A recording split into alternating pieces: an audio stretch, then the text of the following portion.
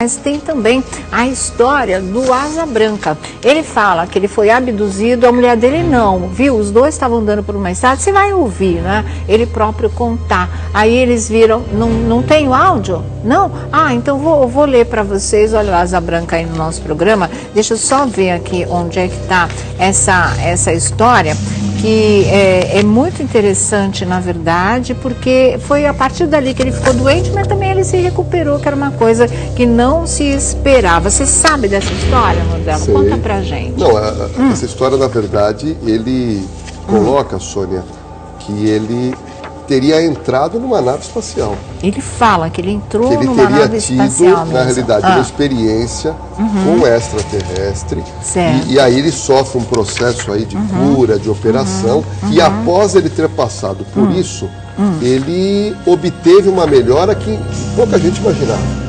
Coisa, porque né, o Asa gente? Branca esteve aqui no programa quando ele estava muito debilitado. Ele teve mesmo. E as condições realmente eram muito... A Deixa eu gente ver se está eu acho procurando aqui, aqui, Sônia, mas olha, eu vou resumir aqui para vocês, porque a gente guarda e depois não acha. Uma coisa impressionante o que acontece, principalmente comigo, porque a descrição dele é muito importante, inclusive. Olha, ele fala que ele está numa estrada à noite com a mulher dele, numa caminhonete, quando ele vê umas luzes estranhas, né? Ele diz que como ele já foi piloto, inclusive de helicóptero, ele sabia, ele percebeu, tá aqui, ele percebeu que aquilo não era a iluminação, luz de avião, de helicóptero, não era nada disso, era alguma coisa muito diferente. E olha aí o que ele começa a dizer, tá? Esse foi algo surpreendente, aconteceu na sua fazenda, localizada na cidade de Turiúba, interior de São Paulo. Olha o que o Asa Branca fala. Ele e a sua esposa, na época, ocupavam uma caminhonete quando eles observaram à distância estranhas luzes se movimentando. Asa Branca é também piloto de helicóptero e avião e depressa ele se deu conta que as luzes não pertenciam a qualquer aeronave conhecida.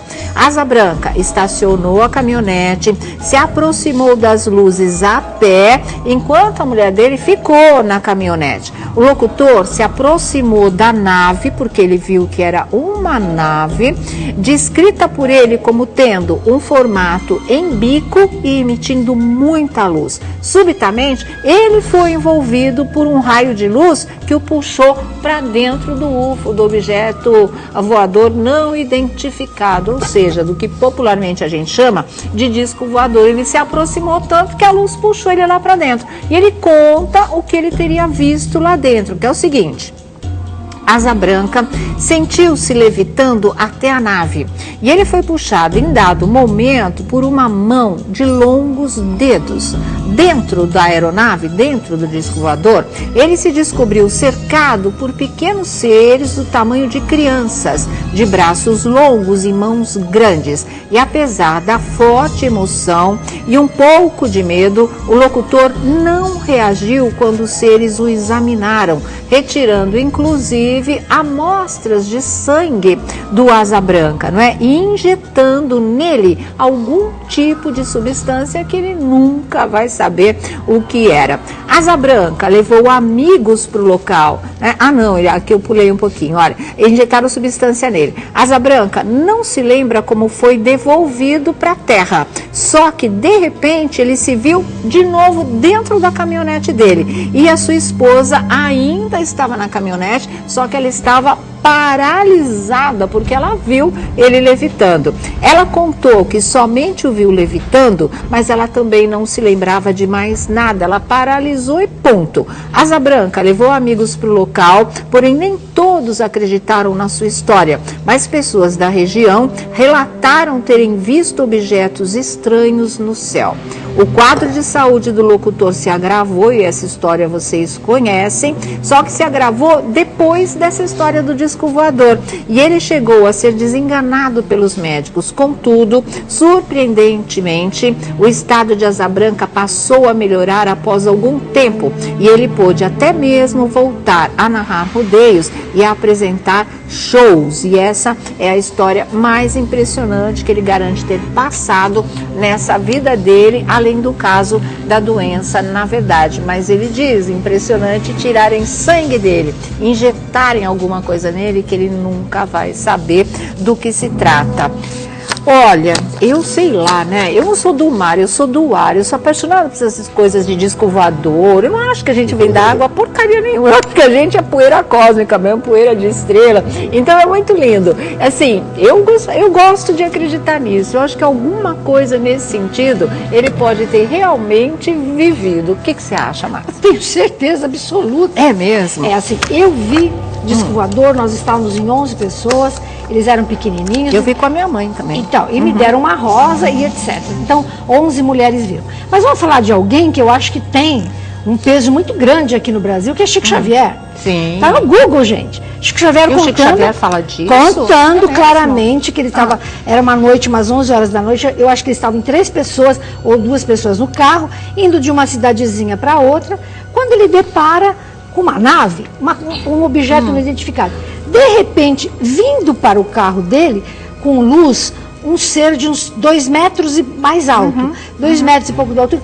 Coitado, eles ficaram com medo, porque era bem diferente a pessoa. E o disco voador ali parado. Eles ficaram todos paradinhos, assim, vendo esse homem, digamos assim, esse ET, e ele não fez nada. Ele olhou bem para o Chico e para todo mundo, virou as costas e foi caminhando para o disco. Antes dele passar no disco, era uma fazenda, tinha umas vacas. Simplesmente ele fez assim, pôs a mão de longe na vaca, a vaca começou a voar, literalmente, Chico contando. E a vaca entrou dentro do disco voador. Gente, que louco. Gente, isso, né? Sabe, você vai falar para mim, não existe. Como que eu vou duvidar de uma pessoa tão idônea? Eu também vi os Anunnakis, que são os ETs mais famosos do planeta. Existe uma história real, quer dizer, para mim real, mas assim, para quem estuda ufologia, comprovada com o pessoal da NASA, gente, que a turma não conta muito, mas assim, tá tudo aí para todo mundo ver. Que assim, existe umas cidades subterrâneas embaixo dos Estados Unidos e do México que eles ficam. E a tecnologia atual nossa, que está muito mais avançada do que eu sei, do que você sabe, que os Estados Unidos têm, eles é que passam para os Estados Unidos. Então, existe essa história de que governos do mundo conversam com os ETs. Então, é assim, gente, como que eu vou dizer assim, tanto planeta, tanta estrela e só eu viva? Não é possível. Isso não é possível. Não faz sentido, né? né? Então, existe sim, acredito plenamente e acho que intercederam, como eles são muito mais adiantados na tecnologia, até podem ter intercedido na cura dele, por que não?